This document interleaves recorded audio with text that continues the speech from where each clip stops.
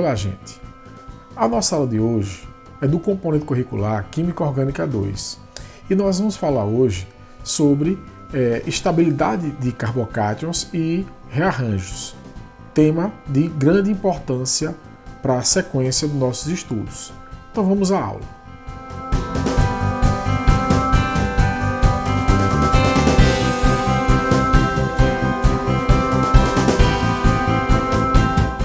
Na aula passada, nós falamos sobre os três primeiros padrões, né, de setas curvas, que é exatamente, o ataque do nucleófilo, a perda de um grupo abandonador e a transferência de prótons. Eu vou deixar aqui um cardzinho aqui em cima que vai linkar lá com o vídeo da aula passada para quem quiser assistir novamente. Ou então você vai lá no Classroom e procura na aula passada que você vai encontrar a aula lá, as atividades que quiser fazer para poder entender melhor. Então você vai precisar desse conhecimento para poder acompanhar as aulas futuras. Na aula de hoje, a gente vai falar sobre o quarto tipo de seta curva que pode aparecer para a gente. Então, o quarto e o último padrão é caracterizado por um rearranjo. Vamos trabalhar isso aqui agora, ok? Existem vários tipos de rearranjos, mas nesse ponto vamos nos concentrar exclusivamente nos rearranjos de carbocátions. Então, quem não lembra o que é carbocátions, também foi falado sobre ele em aulas anteriores. Tá? Então, você tem que buscar lá atrás, esses conceitos que já foram dados. A gente vai estar o tempo todo trabalhando com eles. Bom, os carbocátions são estabilizados por grupos alquílicos vizinhos. Olha que interessante. Grupos alquílicos. Grupos alquílicos são grupos que derivam de alcanos.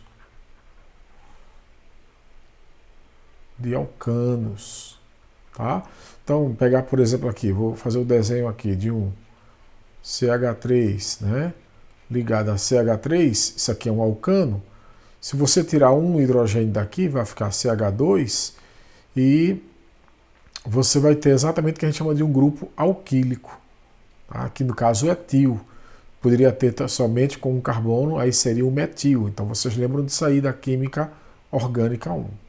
Bom, aqui um exemplo de um aleto, de alquila. Ó, aleto porque tem o cloro aqui, de alquila porque esse aqui é um grupo alquila. Imagine o seguinte, esse cloro abandone essa molécula. E como o cloro é mais eletronegativo, vai ocorrer a migração do par de elétrons aqui para o cloro, quebrando essa ligação, deixando esse carbono deficiente de elétrons. Então nós teremos a saída do cloro, menos cloro, que vai sair com o par de elétrons que da ligação, então vai deixar aqui esse carbono com a carga positiva. Então formou o que nós chamamos de um carbocátion. A gente já estudou, só lembrando, carbo de carbono, cátion, faltou o O aqui, cátion de carga positiva. Então quando você forma o carbocátion, como nesse caso aqui, esse carbono ele passa a ser, vamos lembrar, um carbono trigonal e ele passa a ter um orbital P vazio, que é exatamente o orbital da ligação que estava ligado e que não vai estar mais. Então ele passa a ter um orbital P vazio. Então esse orbital P vazio vai poder, obviamente, receber futuramente um par de elétrons. Então, aumentando ele aqui, está aqui o carbono positivo. Eu vou desenhar de outro jeito, vou desenhar dessa forma, tá? Ó, eu vou voltar para que vocês vejam que é a mesma coisa. É a mesma coisa. Você tem aqui, carbono, carbono, aí o resto é tudo H. Ó, aqui tem um carbono, aqui tem outro carbono, só não está aparecendo. Vamos lembrar que eu posso desenhar assim.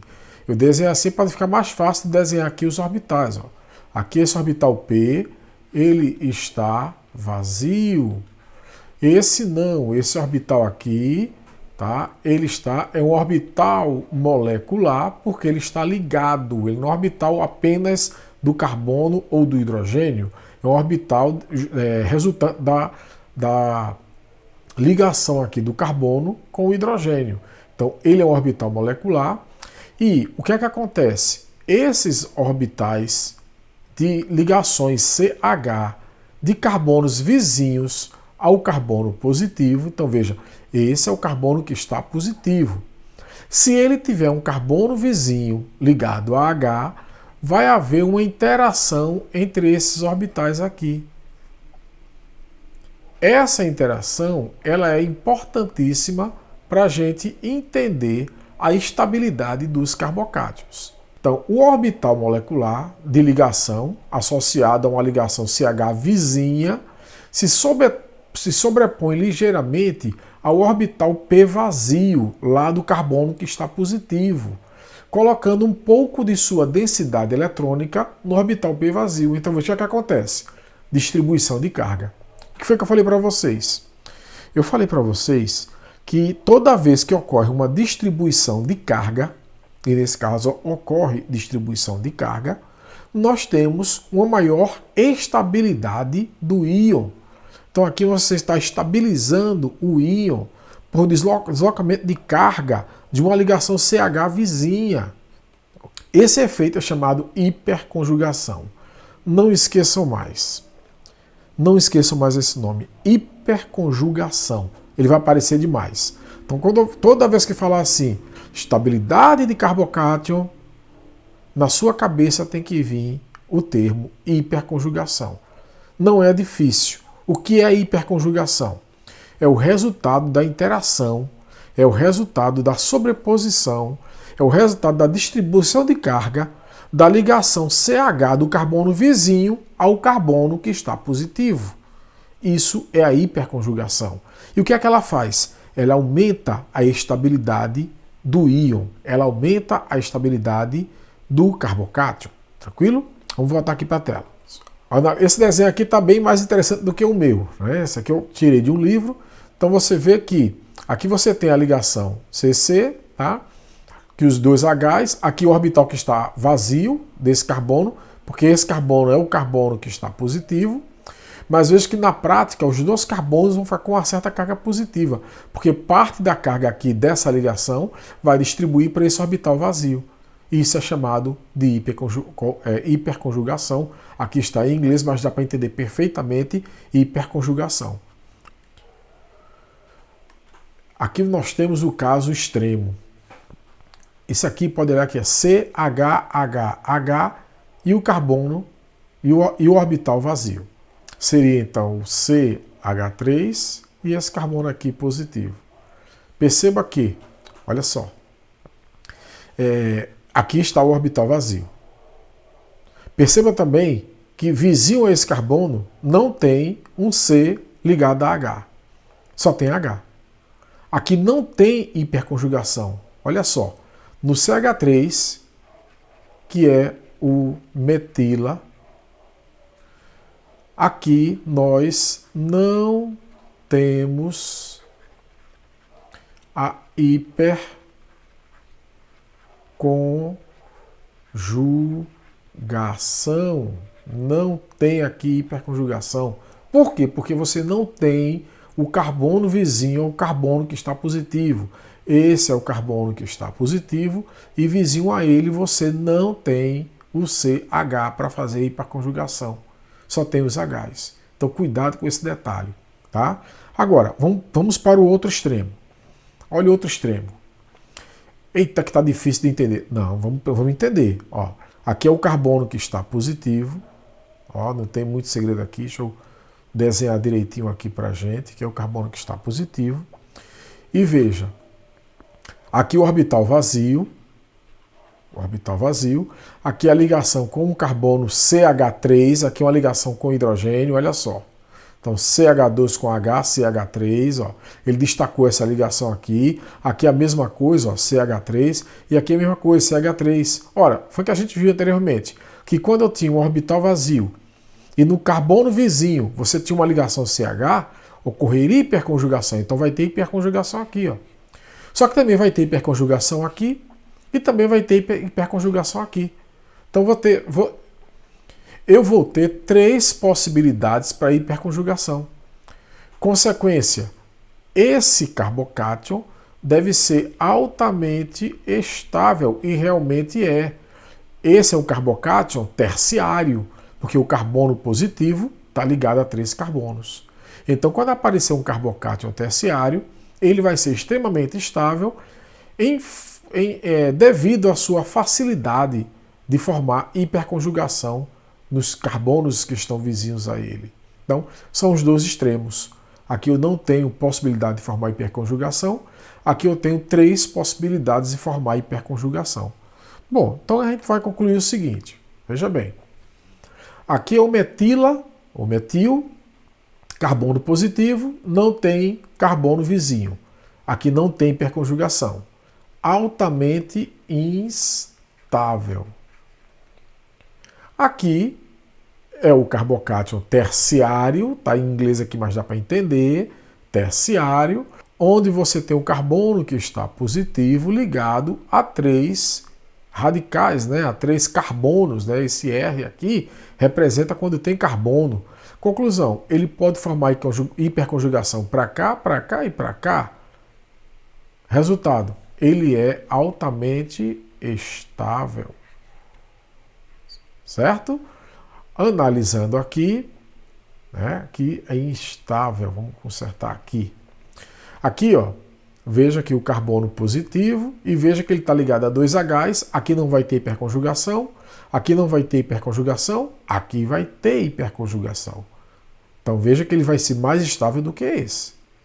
Porque esse aqui não tem nenhuma possibilidade de hiperconjugação. Esse já tem. Ele é um carbocátion primário. Porque o carbono aqui positivo está ligado a um radical, né? A um carbono. Já aqui, veja que o carbono positivo está ligado a 2 radicais. Então ele tem possibilidade de fazer hiperconjugação para cá e para cá. Qual é a consequência disso? Ele vai ser mais estável do que esse. Esse tem possibilidade de fazer hiperconjugação com os 3 radicais. Consequência, vai ser o mais estável de todos. Então, olha só. Isso aqui quer dizer aumento. Então, aumento da estabilidade. A estabilidade aumenta para cá. Ó, é mais instável ou menos estável no metil, que não tem hiperconjugação. Aí, quando vai aparecendo a possibilidade de hiperconjugação, aumenta a estabilidade. Aqui aumentou mais e aqui é o mais estável de todos esses aqui. Então, hiperconjugação é muito importante para entender por que o carbocátion é estável, por que o carbocátion é instável. Há 2 maneiras comuns nas quais os rearranjos, olha, vamos falar de rearranjos agora, de carbocátion são caracterizados. Por meio de um deslocamento de hidreto, que danado é hidreto, professor? Hidreto é o hidrogênio com um par de elétrons. Então, seria um hidrogênio menos, daí o termo hidreto. Tá? Então, o hidrogênio com um par de elétrons desloca. Ou deslocamento de metila. E o que seria o deslocamento de metila? Seria o deslocamento do grupo CH3, levando o par de elétrons. Esses deslocamentos, para fazer rearranjo, o grupo que desloca sempre leva o par de elétrons. Não esquece disso. Tá? Pode deslocar o hidreto, pode deslocar o metila. Pode deslocar outro grupo? Não, porque os grupos grandes têm dificuldade para sofrer esse deslocamento. Só os grupos menores sofrem. No caso, apenas o hidrogênio ou o grupo metila CH3. O deslocamento de hidreto envolve a migração do H-, opa, par de elétrons, H-. Um rearranjo de carbocátion também pode ser realizado por meio do deslocamento de metila. Vamos ver o exemplo. Nesse primeiro caso, olha, veja que aqui eu tenho carbono, né? Carbono. Não vou desenhar os carbonos, vocês já sabem interpretar isso aqui. O que é que está acontecendo? Esse hidreto está deslocando desse carbono para esse carbono aqui. Então, essa ligação com esse carbono vai ser feita agora com esse carbono. Então, deslocou o hidreto, ele vem para cá, aí veja o que acontece, ó. Tá aqui o hidrogênio nesse carbono aqui, ó. E veja que agora esse carbono era positivo, como o hidrogênio ligou com ele, levou o elétron desse aqui, esse carbono agora ficou positivo. Mas, professor, por que isso acontece? Vamos pensar. Veja que aqui eu tenho um carbono, um carbocátion secundário. Aqui é o carbono ligado a um radical, metil aqui, ó, e ligado a esse radical todo aqui. Então ele é secundário. Aí veja esse. Onde é que está positivo agora? Está aqui. Então esse carbocátion é o que agora? Está ligado a R e a R. Ou seja, é um carbocátion terciário. Então veja que só ocorreu isso porque você pegou um carbocátion secundário e transformou ele num carbocátion terciário, que é mais estável. Por isso que o rearranjo ocorre. Outro exemplo, muito parecido com o de cima, porém o que migrou agora foi o grupo CH3. Tá? Então, o grupo CH3, assim como o H, desloca. Lógico, a prioridade, se tiver H, é deslocar o H. Veja que aqui são muito parecidos os compostos, só que aqui em cima você tinha o hidrogênio para deslocar, então desloca ele. Você pensa primeiro em deslocar o hidrogênio. Se não tiver hidrogênio para deslocar, só tiver metil, aí você desloca. Se não tiver metil, aí não desloca ninguém. Bom, a estabilidade é a chave para prever. Acabei de falar isso para vocês. Quando ocorrerá um rearranjo de carbocátion. Então veja aqui, olha isso aqui, ó, bem interessante. Ó. Veja que ele tem aqui um carbocátion ligado a dois carbonos, aqui o carbono positivo, ele é um carbocátion secundário. Bom, e aí? E aí veja que eu tenho possibilidade de migrar daqui ou daqui. Opa, daqui. Aqui tem H, aqui tem H e H. Bom, vamos lá. Vamos desenhar melhor isso aqui. Pronto. Está em inglês aqui, não vamos esquecer aqui o inglês, vamos analisar aqui. Ó. Veja, esse carbono está positivo, tá? E ó, ele tem dois vizinhos. Esse vizinho aqui ele é terciário, esse vizinho aqui ele é secundário. Então veja, se eu migrar o hidrogênio daqui, a carga vem para cá. Continua sendo secundário, secundário, secundário. Se eu migrar o hidrogênio daqui, aí faz a diferença. Vamos ver aqui do outro lado. Vamos para o outro lado. Aqui, ó. Presta atenção. Então, eu tenho aqui dois Hs que eu posso migrar para cá. Só que se eu migrar, a carga ficaria aqui. Continuaria sendo secundário. Ele é secundário, continuaria sendo secundário. Agora, e se eu migrar esse hidrogênio daqui para cá? Aí a carga migraria para cá, para esse carbono aqui. E esse carbono aqui é terciário. Resultado, seria um carbocátion terciário. Então veja que eu iria migrando esse hidrogênio, eu vou transformar um carbocátion secundário num carbocátion terciário. Então, quando você for decidir qual hidrogênio migrar, você vai pensar exatamente nisso. O hidrogênio que migra é aquele que formar o carbocátion mais estável depois da migração. Apenas um grupo pode migrar para produzir uma carbocação mais estável. Então, veja que aqui, ó, você vai migrar exatamente o hidrogênio do lado de cá. Migrando o hidrogênio, perceba que o hidrogênio vem para cá e esse carbono terciário, formando o carbocátion terciário, né, mais estável, vai se formar. Então, nesse caso, ocorre o deslocamento desse hidrogênio da direita e não dos hidrogênios da esquerda. Então era isso. Aprendemos o que é um deslocamento, né? A gente vai usar muito isso já na próxima aula. E na próxima aula a gente começa a falar realmente de reações orgânicas, começando com as reações de alcenos. Então, até a nossa próxima aula.